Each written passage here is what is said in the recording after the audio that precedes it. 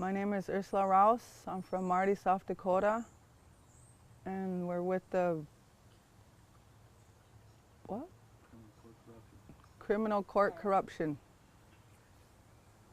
Why are you here? I'm here to fight for justice for innocence of my two brothers and my two cousins. And tell us what you know about their ordeal. About them being innocent and how everything got corrupted, and the judicial system done us wrong for the past 17 years.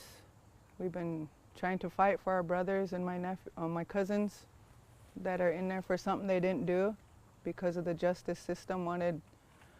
They wanted to do themselves better, and so they used us as scapegoats. That's what I think. And how were you personally involved? My daughter was. My daughter was said she was sexually abused by them and stuff. Was she? No. And why did she say that? Because of the system, the workers, the social workers, the FBI's, who else was involved? There was a lot of people involved that, scared us into saying stuff we didn't want to say, And it was all just hearsay and like that, how it goes on the reservation. Maybe you need to explain to people who aren't on the reservation kind of how things are a little bit different there. Maybe. Are they different than they are in Omaha? Oh yeah, in South Dakota it's more corrupt. They don't let the Indians get by with too much down there, or should I say up there. And they just mostly watch out for the natives. Up in South Dakota, it's real prejudice. Real prejudice. When you talk about natives, it's the people of South Dakota who aren't Native Americans you're calling natives? Yes. So the people who came long after your family, your ancestors did. Yes, I'm talking about those people that came over on the boat.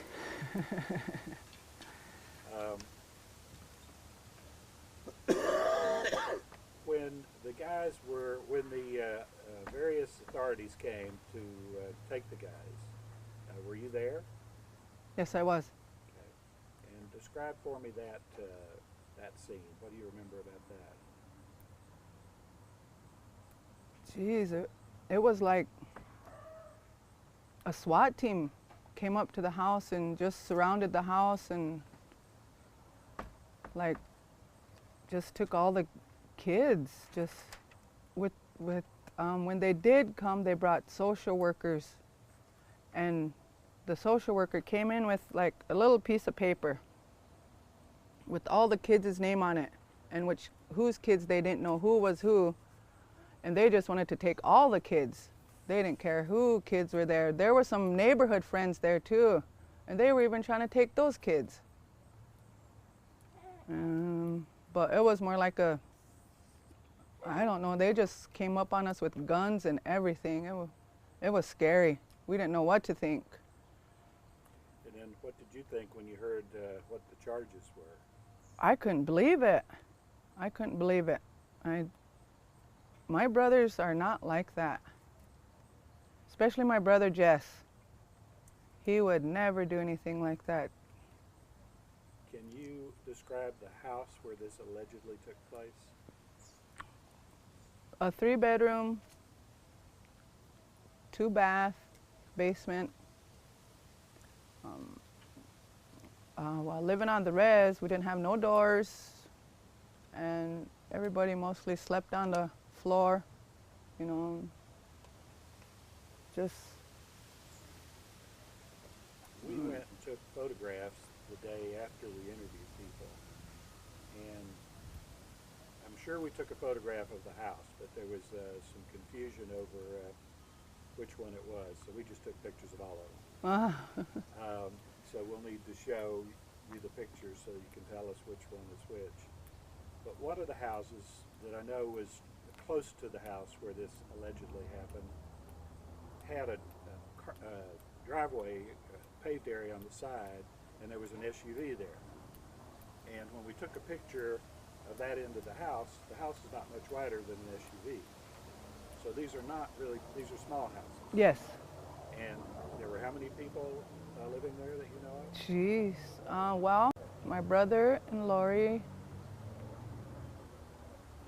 like 3 families. So it would be kind of hard to keep things secret. Yes, with that many people around. Yes, it would. I mean, how could somebody be raping someone in one of the rooms? And nobody, yes, that's what we were saying, the exact same thing, you know. You want to say that for me, because I'm not heard. Just repeat what I incorporate my question. Just say it would be. Yeah, there was so possible. many. Yeah, there was so many people there, and adults, kids, and how could anybody not know something like that was going on? You know, there was always an adult in the house. Supervision was always there, no matter what. And if that was going to happen, you know, somebody would have known. All right. How has this affected you personally? With stress and just being scared of the police and social services, and just watching my step everywhere I go and trying not to do the wrong thing, because that was the worst thing in my life, was getting my daughter taken away from me. For like, I didn't get to see her for a long time, and they kept putting off the court dates and the visitations, and they were making up more stuff about what was going on, and it just too much for me. How long did it take you to get Trista back? Geez, about 2 years. About 2 years, or maybe even longer. And was that hard for you? Oh yeah, Was because it the hardest thing ever? yes, she was my only daughter there. You know, I just had her, and you know, it was just me and her all the time, all together, just every day. And after they took her, I didn't know what to do. And explain to me, was Trista allegedly one of the children who was sexually molested? Yes, she was one of the supposedly abused children of the house. Now, Lucretia, she was gone like 8 years or something, wasn't she? They were gone for a long time. You know what? I kind of like put that out of my mind, and it probably take me a while to, you know, because it's been so long that I got to think about it for a while before, you know, I could really imagine all the stuff that really happened, went on, and it was just too much to take in, you know. I couldn't believe all of it. I just couldn't believe it. You know all of the 4 men well? Did you know them all? Yes, well? I did. Yep. Any doubt in your mind that they're totally innocent? Totally innocent. I know they are, for a fact. Anything else you want to say? Well, I just wanted to say, you know, if they were guilty, I just want to know why that didn't happen to us, you know? Why would my brothers do that to my daughter and my nieces and stuff, you know? Why would they do that to them, you know, when they supposedly or whatever happened? Why they didn't go back in the day and figure out, you know, why, if that was really going to happen, why it didn't happen to us, you know? Why would they just go and do that to, I don't know. Little bitty kids. Yeah, right? That's what I'm How saying. old was Trista? About 5, 7? I think she was 7. Yeah, she was about 7 years old. And is there any history of pedophiles in your family that you know of? No. No. All right. Any last word? We'll call it a wrap for you. Will my brothers be seeing this? Yeah, hopefully, yeah. I'm sure they will ultimately, but hopefully sooner rather than later. I love you guys. Whole bunch. Miss you. Can't wait to see you guys. All right, Ursula, you were telling me some things when you were, after you were off camera earlier, and I'd just like you to relate that to us. About how it made me feel after they took my daughter away.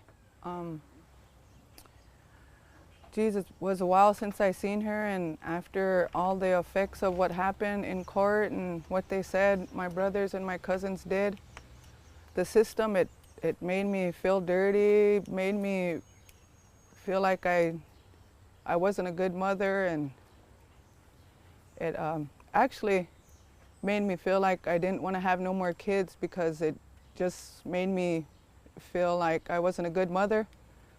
So after I had my oldest, Trista, I didn't think about having kids because I felt like I wasn't a fit mother, how the system made me feel.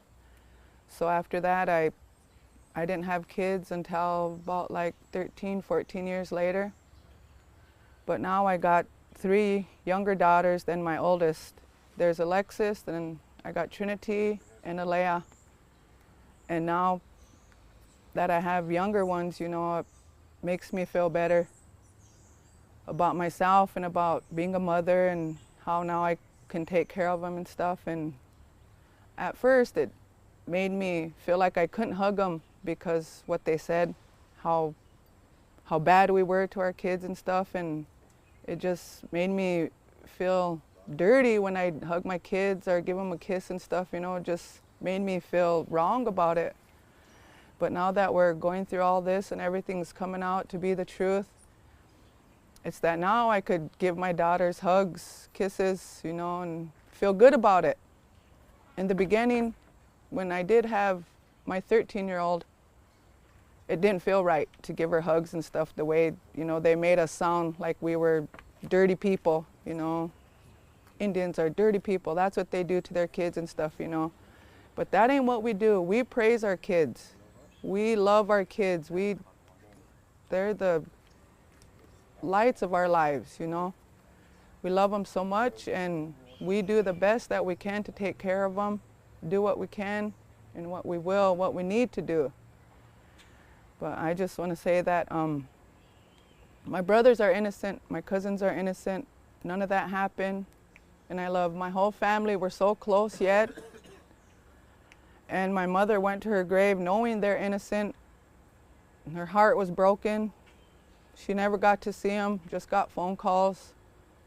And they didn't get to see her before she passed. And she loved her grandkids to the fullest. She was the one that always took care of us, kept the family together. Her and my brother Jess, awesome. Everybody says I look like him, but I don't think so. I think Chris does. Mose, love you, brother. But now I got these younger kids that, you know, I'm looking forward to they're growing up and stuff, and it's all going to change for the better that I know of. Praying for everything to turn out right.